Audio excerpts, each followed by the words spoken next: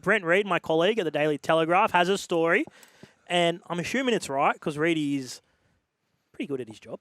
But let's Dots I's, crosses T's. Well, he forgets his own name sometimes. But let me. There we go. Manly coaching overhaul. Former New South Wales half joins club. Brett Kimmorley joins Manly Seagulls in coaching role. So, Noddy, what is going on with you next year? Yes, confirmed. In 10 days' time, actually. No, not 10 days' time, but pretty soon, yeah. So, yes, you've done a deal with Manly, and I'll be going there for the next couple of years. So as Brandon's just wrote, Kieran Foran, obviously a big signing last week. He'll be coming back from living up north and being the assistant coach at the Northern Manly Warringah. I was reading a text. It's breaking news. We'll get there. Don't rattle the cage before you get there. So what's the role, Noddy? New South Wales Cup head coach and NRL skills coach. Yep. So transitional coach for the NRL and helping out. So and how did that all come about? Because you finished with your commitments with the NRLW at the West Tigers, spent a few years there. Obviously had a taste of coaching. Had the head coaching role there for a little while. So thrown straight into the deep end there. Yeah. But now it's good. Yeah, I did some work with Siebes actually here at SEN a couple of years ago and that's sort of my relationship with Siebes. I've said hello to him bits and pieces. I know a few other people in the club and. The fact that, there was a role become available, they rang and see if I was keen have a conversation, a chat, and then obviously, being involved, love coaching, love being involved in the league, and obviously, to get the ability to be a part of an NRL program again, get to do it full time now, and obviously, still be able to do some media and call some games of football still. So I was like, it's a great opportunity. So yeah, really looking forward to it, and I think as you said you talked about the rep football and all the good things and all the memories. So hopefully, I love coaching, love being around it. And obviously, the Siebes has reached out and gave me an opportunity to have a catch up and go there and really looking forward to being a part of their club and seeing how we can be helpful moving forward.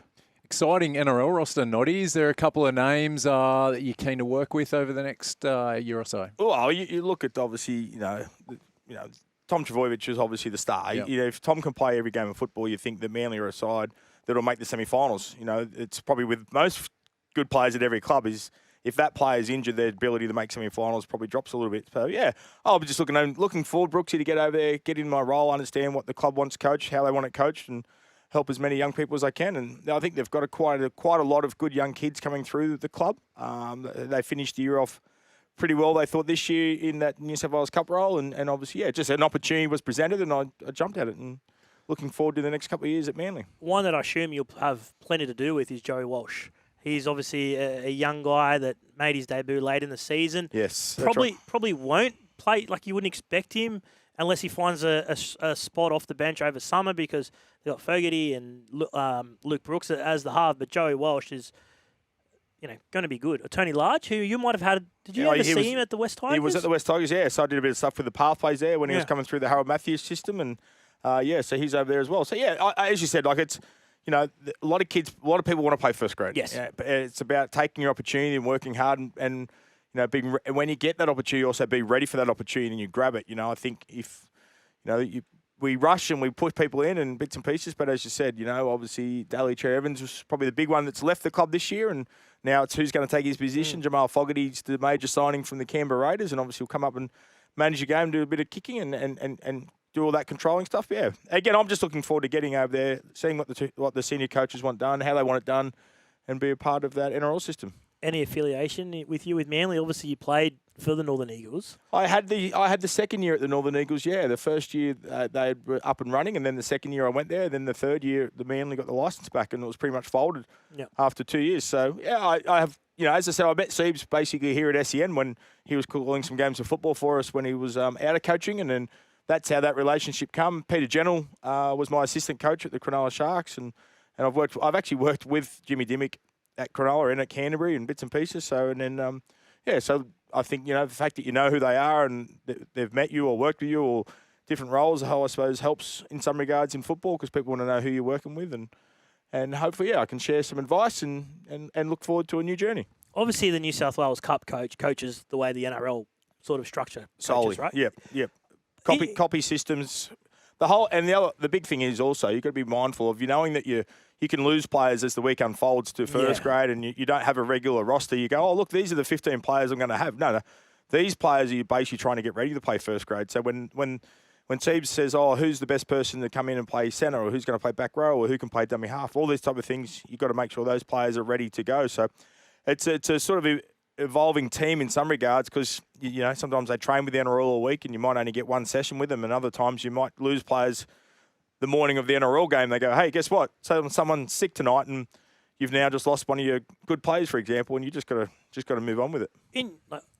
This is a little bit off topic, I guess, in a way, but your own coaching philosophy, is it similar, attacking wise, is it similar to the way you played? Like, did you like the flat style? Like, I don't think no, not really. I think a good part about being involved in commentary and being a part of watching football is you stay pretty much across what the trend of the game is doing regularly. So watching a lot of football is obviously that's what works for a lot of clubs, and you pick up some things and you do it your way. It also depends on the players you have in your side. It depends on what the coach of the NRL side wants coached and how they want it done. So there's multiple things you got to look at. I do believe it. Again, my style of football was that flat and fast and have the advantage line. Well, you win play the balls now, you should be able to play football. Yeah, true. So, and again, the 60 goes and the more ball live in play, a lot more athleticism, a lot more, sort of fatigue coming in the game. I think kicking games are important to build pressures with rather than relieve pressure. So, yeah, I think it's you probably coach things that you like doing or how you like doing it, whether it's a tackle or a defence thing. But obviously now you fall under a system this is the big system. This is what we all fall under, and this is how we want coached, as well as then adding a bit of your own touch to it. You know who would have been awesome under that system and showed glimpses of it early in his career is Kieran Foran. Like, know, how he used to dig deep right into the line. Yeah. Right into the line. Well, Spanky goes, if Noddy wears his Northern Eagles jersey to his new job, will anyone know what it is? Probably not. Probably not. They would know. They would know. Some of them would. Well, you know what? Some of them would have no clue. Depends how old you are. Purely would depend on how old you are. Like if you're under 20 years of age, you're probably thinking, who are the Northern Eagles? Yeah, no idea. But some of them would still have an understanding. Some of them would. Not all of them, but some of them would know. Surely. Well, DCE's gone, so yeah, he'd probably be the only one. Tommy and Jake would know. Yeah, of course. Yes. Yeah, of course. But sure. There's a bit of a brains trust there, right? Like, I think that's exciting for Manly fans with Kieran Foran, yourself, and Jamal Fogarty all coming in the post-DCE era.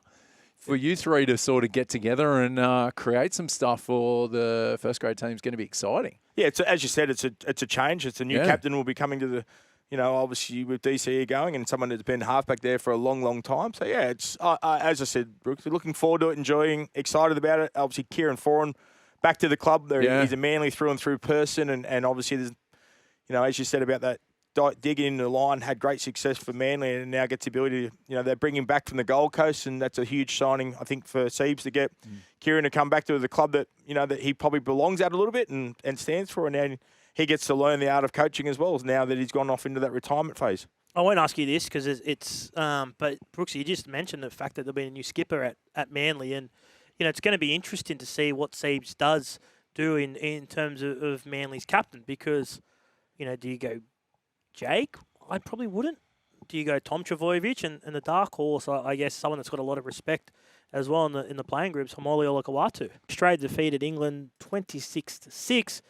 Pretty comprehensive there, Noddy. Yeah, really comprehensive win. I thought they looked outstanding, the Australian side. They struggled, the English side. They looked like scoring tries, and obviously the try they did score was just from dummy half at the end of the match. At one stage, it was 26 points to 0. I obviously had, the Aussies ran for over 1,700 run metres, and the Pommies ran for only 1,200 run metres. It's 9 line breaks to 3. It was a pure domination of an Australian side against an English side, and sort of looked like we've come out of a great competition. Their competition is sort of a little bit behind ours in some regards. I thought if the English were able to win the first test, it would make the series so exciting, and the English fans would be like, we can win this, we can cause an upset. I thought it was a really dominant performance from the Australian side. And again, the bloke that is on fire at the moment, Reece, whatever Madge has done for Reece Walsh, or whatever Reece Walsh has done from halfway through the season where he was struggling at the start of the year, coming up with some mistakes, bad play. And there was people trying to give all this advice, bits and pieces, to how he played in the semi-finals, and the grand final performance was the best single performance from anyone I've seen for a whole game of football on a grand final day. And then he goes and repeats it again over there. So 2 tries, 243 run meters, 5 tackle breaks, 2 line breaks, 2 line break assists. He is just on fire at the moment, Reece Walsh, and absolutely loved. And, the thing I'm concerned about, because Australia's got so many good players, Isaiah Yeo won't play the next game with a head knock, and they'll just find another player to come in.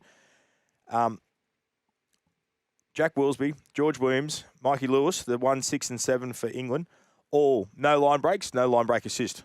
Yeah. So where's the creativity coming from for the English side? Where are they going to challenge Australia from a defence point of view, where you would think you got to score 20 points to beat Australia, don't you? Easy. Because they're going to, because Australia with Reece Walsh in that form, in good conditions, it's not wet, it's not cold, it's all this type of stuff. Australia are going to have 4 tries, which is what they did score the other day, nearly every Test match they have. Yep. So unless England defend their house down and stop, all that strike on the edge, obviously, and again, we've got 2 edges that we can play football through. We've got a powerful pack of forwards. A mobile Angus Crichton was great again on that left edge, but obviously Walsh going down that left edge as well and setting some plays up, but just creativity. But the next 2 venues, obviously Wembley's 60,000, and Wembley's bigger than 60,000. We had 60,000 at the venue on Saturday night. It's been 23 years or 22 years since they've played a Test match of that excitement. I think next game's at Wigan. Is it? I think it is. Liverpool. Everton's new stadium. Okay, and then so that'll be a smaller venue and it's about 50. It's not as big as Wembley, but so I'm curious what comes out this week, what's talked about in England, and obviously from the English fans and from the English media, they left a couple of good players out of that side. Sean Wayne made a decision to pick a couple of people that you were unsure about and bits and pieces, and they were 26-6 domination by Australia in the first test. So it'd be interesting what they do for game 2. Yeah, I'm concerned for England because Grant Atkins will referee game 2. The game, firstly, they'll be back 10. Like it was a skinny 10 all game. The ruck was so slow. So that makes it better for Australia. Makes it better for Australia. The speed that Australia have on the park, and if they get on the front foot again, depending on the conditions, right? Those conditions were perfect for Reece Walsh on Sunday morning. So if it's another dry track, it's going to be a faster game. It's going to be a more open game. I think they could get pumped by 40. Yeah, I agree. And I think the fact that some of the players, if you talk about winning a grand final 2 weeks ago for a lot of the Broncos players, some of our other players haven't played for 3 weeks or 4 weeks or 5 weeks. So now the cobwebs are out a little bit now. Like they've been training, but now they've played a full game of football. So we'll only get better. Yeah. So that is exactly as you said. But yeah, I don't know where England are going to score. I don't know how they're going to get those points. Obviously, there was the last time I think we had a World Cup when England got beat 6-0, but only by Australia in that World Cup. So that was a low-scoring affair when Sam Burgess was still leading the Pommies around bits and pieces. But I'm unsure, and I'm worried about what Game 2 and Game 3 might look like because I think Australia will get better than that performance, and I think that could be damaging for the Poms. The only blemish for Australia was Isaiah Yeo's injury, so we'll take a look at who should replace him and who the next Australian captain should be. Noddy, let's look at the Kangaroos first. Isaiah Yeo won't play Test 2 after failing the concussion test, so there's one spot up for grabs. You'd assume Ruben Cotter would probably start at lock. He did a pretty good job when he came on earlier to replace Isaiah Yeo, so that leaves one bench spot. Lindsay Smith, Jacob Preston, depends on what you're looking for. If you're looking for an edge or a middle forward, because Cotter has the luxury of playing both. You've got Keon Kalamatangi on the bench that can play edge and middle. Who do you think should come in? Yeah, you're right. As you said, you got that luxury. I think if you look at Isaiah Yeo, I think the way he plays for New South Wales and for Australia, he's pretty much the third middle forward, isn't he? Yeah. Bit of ball playing skill, but pretty much, it's.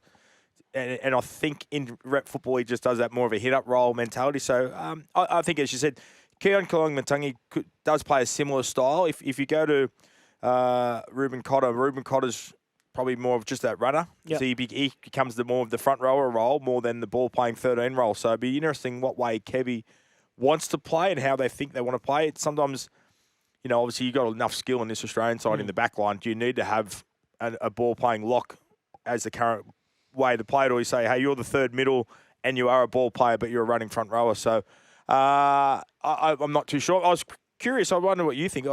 the Harry Grant captaincy over Cam Munster, obviously the Queensland side did that differently with Billy Slater, and obviously it's worked for the Queenslanders in an origin environment, but Kevy chose, no, I want Harry to be the captain when Isaiah goes off. So will Harry be the captain this week? Yeah, it's funny how it's worked, right? Because you got Nathan and Isaiah as co-captains of Penrith, and then Isaiah's captain of New South Wales into Australia. And then, as you said, Harry Grant's the Melbourne Storm captain, but Cam Munster was the Queensland captain. Now it looks like Harry Grant's going to be the Australian captain. Yeah, it is fun. Yeah, it'll be Harry Grant. Harry Grant, we'll take. Yeah, he's the vice captain, took charge of the side when Isaiah went on. I've got no issue with it. No, it is just fun. It is a strange quirk when you look at it, when you break it down. I hadn't thought of it until you just mentioned it. It is a strange quirk in terms of, a club captain not captain in their state with their teammate captain in their state, and then him becoming captain of Australia. But Harry Grant, I thought was really good for Australia as well. Really subtle in his options, as well. But so you'd assume only that one force change for the Kangaroos heading into Test 2. Yeah, I can't see him making a lot of changes. As you said, they play at Hill Dixonson Stadium at Everton there, Liverpool. But you would think then you win the series 2-0, you're guaranteed the trophy, you're guaranteed the win the Ashes. So the third test would be then when you hand some jerseys or some debuts over to say, hey, thanks for coming on the tour. Here's a couple of debutants or a couple of new players if it's 2-0 in favour of Australia. So that'll be what they'll be looking for. Sean Wayne, obviously the English coach, will be going, hey, we need to win this second test. We need to keep this series alive. So let's do it with the Kangaroos. So you think if Australia win 2-0? I think you'll see a few changes. I think if you go on a tour, a 3-test series, and I think I think it's also about, everyone that's on the tour, you think they're good enough to play for Australia, but obviously we've got a World Cup next year, and Kevin Walters is trying to also justify he should be the Australian coach for the World Cup next year. Yeah. So I think you've got to look at some people in the international arena and say, and I think there'll be maybe a few debutants will get their Australian jerseys if they are able to be 2-0 up after this victory on Saturday night. Yeah, it'd be interesting to see because there's a lot of players, like there's 24 players on there, so by Test 2, 18 would have played, so... That's the extra thing, right? Kevy wanting to make a statement with this series because he's got the 3-test contract, technically. So it is, if they are up 2-0, it is going to be very interesting to see what he does with the squad because, if he's going to roll it back with the same 18 that he's had from the first 2 tests, he just wants to go on with it. I want 3-0 so I can push my title of being the Australian coach next year. So... Well, is there any talk about that? Who would be the other person who available to coach Australia if Kevin Walters is not the Australian coach after this tour? Yeah, the coaching landscape can change very quickly. Cam Smith's always lurking in the shadows.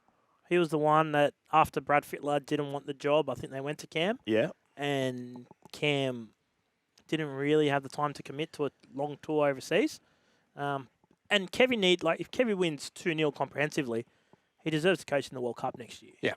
So, do you agree, though, that you think there'd be some debutants or some new jerseys handed out for Game 3? I just don't know how many. Do we see 6 changes? That's a fair bit. Someone like Ethan Strange was probably brought on for experience. Does he get enough experience by just being away going away, right? Yeah. But if you've got Blake Brayley, who's the number 2 hooker, I'd definitely play him because you may need him at some point next year to play for Australia because you've considered him as the number 2 hooker. So I would find a spot for him in the 17. Jacob Preston's the other one as well. Obviously, had a great year for Canterbury. And again, I think these players will be part of either New South Wales or Queensland next year. So also mindful of saying you want them to give debutant jerseys away, but also you don't want to give a jersey away, an Australian jersey away either to someone. But either on the tour, is for Ethan Strange, it's about going on the tour, being around these stars. And if we need you to play jersey 14, we could fit it in. Yeah. But then you go, well, but if you don't get to play, you've been away with them and got that experience as well. I think for Ethan, definitely. But someone for like Brayley, I reckon he should try and get a game. Yes, 34-6 Samoa v Tonga, defeating Tonga in front of 44,682 people at Suncorp Stadium. The biggest crowd in Australia, test crowd in Australia, not featuring the Kangaroos in 68 years. So that was good. That were the good bits. The crowd, the atmosphere, but... What do you want to start with? Samoa or Tonga here, Noddy? Oh, I thought Samoa were outstanding, and it certainly showed that they basically should have beat New Zealand last week. When Mariner dropped that ball off of the little grubber in the pickup, and then obviously not scoring that try for Mariner, then the Kiwis go down the other end. Kieran Foran comes up with a good kick for Dylan Brown, catching it, and he scores. It was like a sliding doors moment last week. It certainly looked like Samoa played a game of football last week, and it certainly looked like Tonga, the players haven't played football for a number of weeks. It was just looked like they were out of sync, not organised. Lots of errors for them. 45% possession for Tonga, 55% possession for Samoa, 1,700 run metres to 1,350.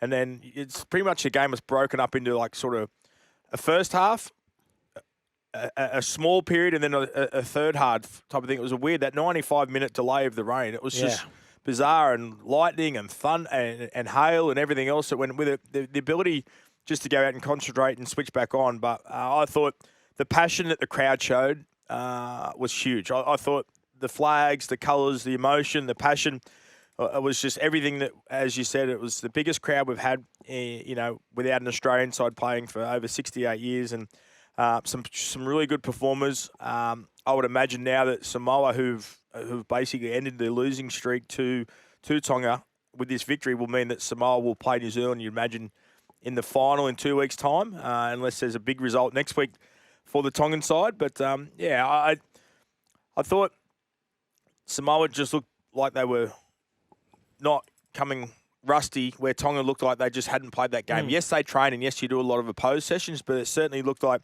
you don't want to be the team that has the bye that first round of these pack champs, because it means you haven't played football for a long while.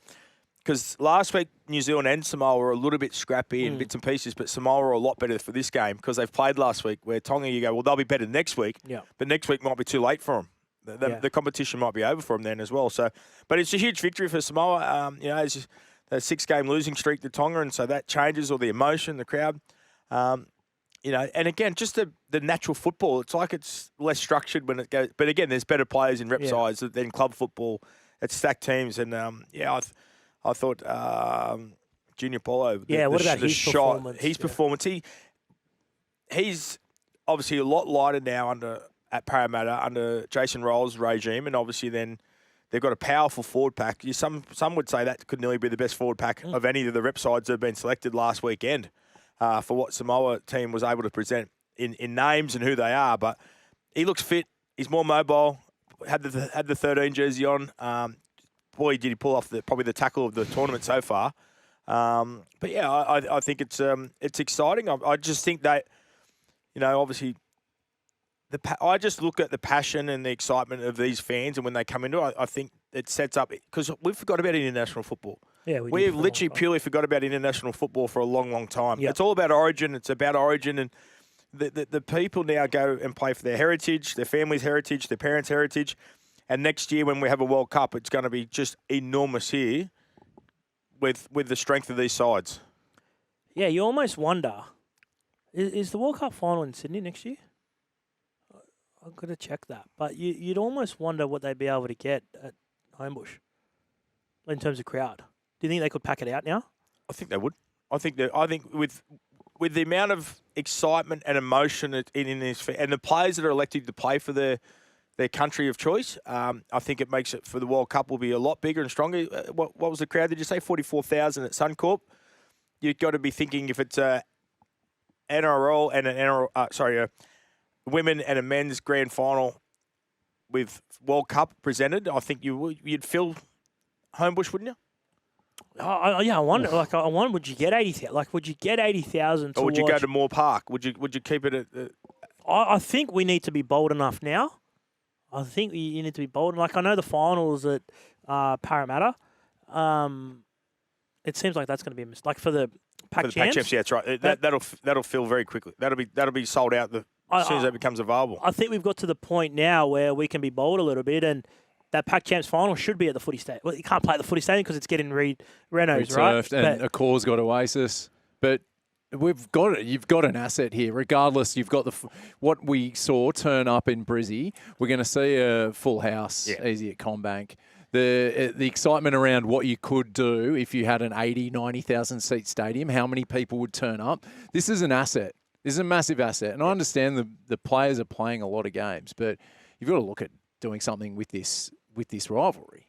It is a pack championships. I know that that's the first sort of step in terms of building a rivalry in the Pacific with the three nations playing in the championships, and then you got the bowl teams, and hopefully one year we're going to see one of those teams knock out one of the other countries and develop this rivalry between the six nations. But this needs to play every year. There needs to be something going on. Tonga Samoa is just too much of an asset to be maybe playing two in the Pacific Championships. It needs to be something. This is too good on and off the field. These two probably won't play each other again until next year. Yeah, I'm going to keep banging on about it. They need to play a 3-test series while Origin's on. That's what needs to happen. Got it. Must. That's what needs to happen. And then you end their eligibility. Well, you end their bouncing around debate because you either play in Origin or you're playing for Samoa or Tonga, which is fine. I don't care who you choose. Right? But we need to keep this fan group and this passion and their ability to express themselves and play. Jason Taumalolo started this literally in 2017 when he was the first big name player to go and play for Tonga, and gave up. Played for his parents' heritage, not his own heritage, because obviously he'd be playing for New Zealand if he stayed in his own allegiance. But he made the big decision, and now with all these other players this year, like Payne Haas was a huge decision for Payne Haas to go and play for Samoa rather than play for Australia. It's a growth of the Pac champs and the growth of the Pacific nations. But you're right, you guys are both right. We need to use it as an asset and grow it. But the only way we can grow it is by playing it. Like we don't have international football just gets pushed aside, and then all of a sudden we get all this excitement because they've limited it. And we can't build the momentum. That's been the biggest thing around the international game, is that it's always a couple of steps forward, a couple of steps back. We just can't just keep marching forward. But I feel like it's in the best space it has been. And, to the credit of the commission, they've put an emphasis on growing the international game, right? They've made sure it's because the game, when you look at rugby league, like Origin is almost capped in terms of its growth, right? It's going to make incremental stages to keep rising to a new audience. But the things that are growing the most in rugby league is the women's game and the international game, because they came from such a low base, right? That's where that's the growth areas in the game. So they're on the right track. But yeah, I would honestly love to see a final at Homebush and get 70,000+. See what you could get, right? Yeah. I think we see the flags driving around. We get a game. I think they would sell it out. I think there'd be no dramas with them selling it out. And I think that would then say, hey, let's promote this more often. What would happen? We're going to have to then, you're saying let's play Origin football and international football at the same time. So where do the allegiance then go to?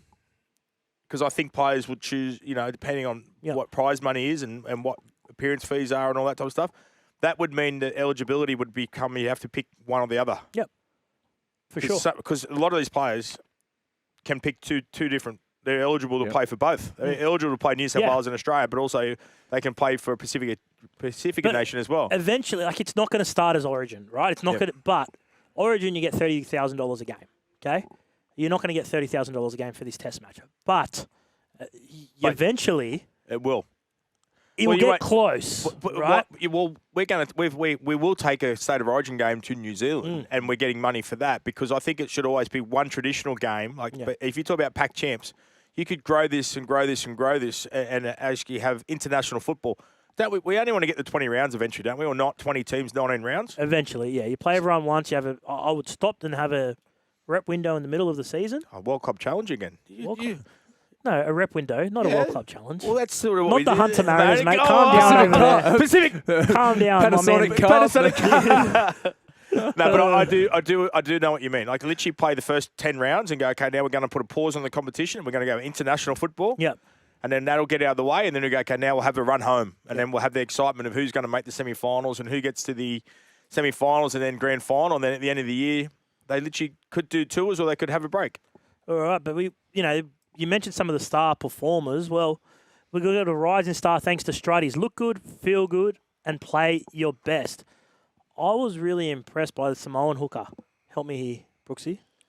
Benaya. Yeah. Ielu. He was outstanding. He started the game at dummy half, and, the concern for a lot of these Pacific nations are the spine. Yeah, right? Like, at least one member of the spine where you sit down and go, oh, they're NRL standard, but they're not representative standard. Well, Benai was outstanding. The young Roosters player played 12 games for the Roosters this year, played 40 minutes, 33 minutes to start the game, and I thought he was a key player in Samoa's start to the game.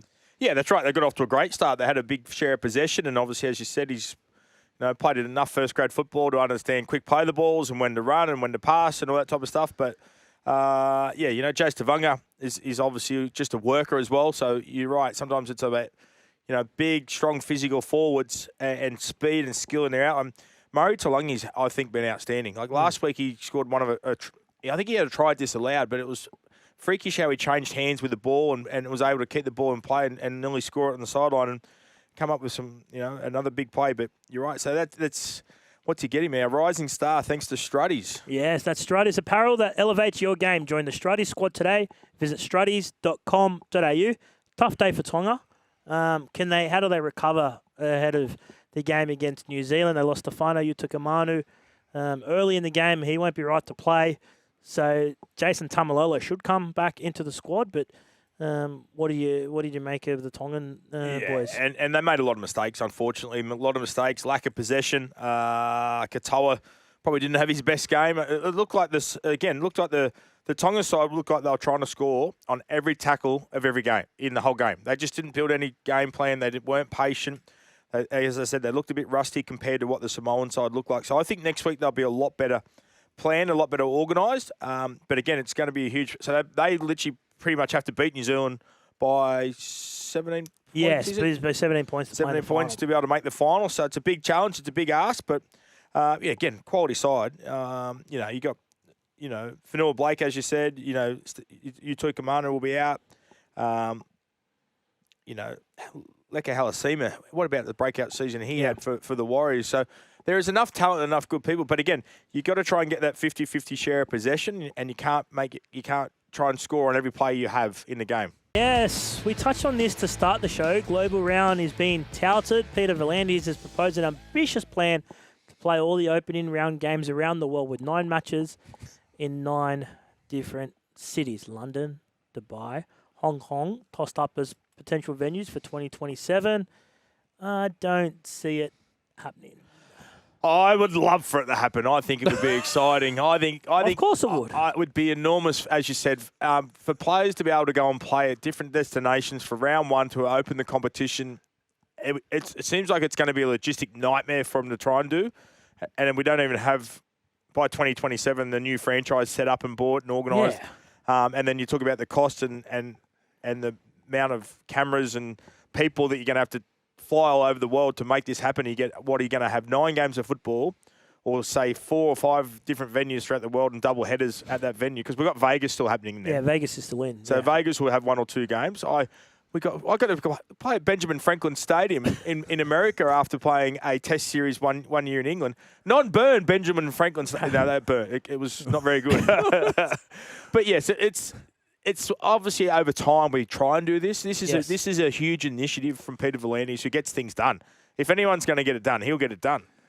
Can you imagine? I was just thinking about it. You put this into perspective. The biggest league in the world, the NFL, probably takes 9 games a year overseas. It takes them about 10 weeks to do it. Yeah. And we're trying to do it in 4 days. We're going to do it. Like the NRL, look, all due respect to the NFL, but I think we can do this. And has anyone spoken to the broadcasters going, oh, yeah, just add that cost to part of the new TV deal we get by 2027. Look, I would love for it to happen, and if it was, in 2027 we're looking at playing another international fixture or maybe 2 international fixtures. Awesome, let's go, let's do it. Let's see what happens, but not the full first round. Is he saying global round because we've got PNG coming? It'll be Port Moresby, Brisbane, Auckland, Sydney, Vegas, Melbourne, Canberra. But we could do it. We could do it. Our global Oceania round. Yeah. That makes sense. It does. It's funny. It's a huge comment, isn't it, that's blown up and made everyone excited. I think it's got a little bit of competition to try and say to the R360 who are going to play rugby around the world, hey, we'll take a game around the world for round 1. So if you're worried about that travel element, this will help keep our players in league because giving them a 10-year ban, I don't think that can hold up, can it? Like, I don't know. I don't know if that can hold up. It would be interesting to see if it does get challenged. But yeah, the R360s it's. Look, as I said, I hope. So, talk us. How was that game in Philadelphia off the back of a long and successful Kangaroo tour? Yeah, we had a couple of test matches, and on the Sunday night, finished celebrating Sunday victory, and flew to America on the Monday and played football Tuesday night. You looked like your first half looked like you played. You had just got off the plane. Yeah. It was no real warm up, no real seriousness to it. And it was just, but then it was a half time, and Wayne walked in and goes, "We can't lose. You're not allowed to lose." So the second half, we got a bit more serious and had some fun. But yeah, a couple of days in New York and cruising around and bits and pieces. So it was a good. I don't think that nothing come from it. Like it makes no to do it. Like I was glad I got to go to America for a couple of days and play football there, bits and pieces. But you start thinking about, okay, you're flying 30 people from England to America to play this game for what reason? Like it didn't grow anything, it didn't add anything. And then you fly back home, or you could go Vegas or whatever you want to do after it. And for a couple of days, it was a promotion that, I was glad I was a part of it because I got to go to America and play a game, and it was a little bit of fun and sightsee around New York for a couple of days, and then it was time to come home. But yeah, so I do think these are fascinating destinations we're talking about, and I think if you're going to have to play double headers, you would think if we go there. But you're right, it's the nightmare of even Vegas of people not clubs. Like what happens once every club's gone to Vegas? Like do we? Well, that will be 27 this time. Yeah, for 2027. And then do the teams want to go back to Vegas or no? Oh, can I pick Hong Kong or can I pick London, or do we get choices in this? Or is it ballot? Maybe actually. It can be like a ballot on the ping pong balls. On the, yeah, I know where you're going. House, on the Opera House. Yes. Like he did with the did he do that with the Everest? Yeah, Everest. Yeah, barrier draw. Number one gets to go to Noddy and the Seagulls are going to Brookie. Vladivostok, Russia. We can do that. That'd be a bit of fun. What about Origin to NZ in 2027? Peter Bedell had this story on the weekend in the Courier Mail. Rugby League's a $100 million showpiece. State of Origin is going to New Zealand.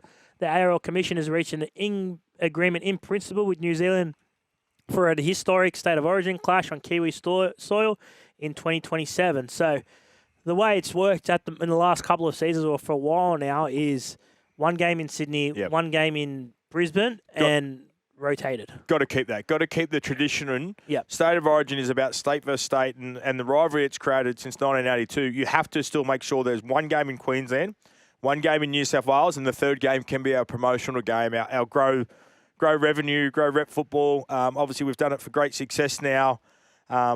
We've been to Melbourne lots of times, and then obviously that helped probably the Storm and bits and pieces. Yep. We've been to Perth, multiple Origins now, so obviously there's a new franchise going to Perth. And if we're going to add another franchise to New Zealand eventually, and we go to Eden Park for a State of Origin in 2027, Eden Park will be where New Zealand played Tonga this Sunday in the Pac Champ. So that'll be where they're thinking this game will be played, not the stadium that the Warriors play out of, but the rugby field closer to town as well. Eden Park would create great atmosphere, and obviously I think it is our showpiece. State of Origin is the best event we currently have. The Pac Champs is rivaling it, and it's going to get to a stage where rep football will be huge, I think, and as long as we keep growing it. But I think it's a promotion for our game. You'd love to go to New Zealand and be a part of watching it. And yes, it's a 9:30 kickoff over there, but you've got to help. It's got to be TV time here. I just see this as tick, like yes, and whatever else we can set a game for. Let's give them the best product, and at the moment, State of Origin is that best product. Yeah, I'm with you. I've got no issue if we start rotating. Obviously, you got to keep Sydney and Brisbane, but I've got no issue with the third being sold to the highest bidder. Yeah, at all. And going to New Zealand, I think is a great idea because the Warriors have basically held the fort in that country by themselves. And the last 2 years, they've had nearly sellouts every day in every game they've played at home. So it's the success of league over there at the moment is good, and we'll take the showpiece over there. And again, a new franchise to be able to have a bit of a derby over there in New Zealand as well. And a bit of signing news, the Newcastle Knights are finally confirmed. I'm surprised this hadn't happened yet. Sandon Smith will join the club on a 4-year deal, so he's there until the end of 2029. Played 46 games since he debuted for the Roosters in 2023. Head of recruitment Peter O'Sullivan described him as an important piece of the puzzle.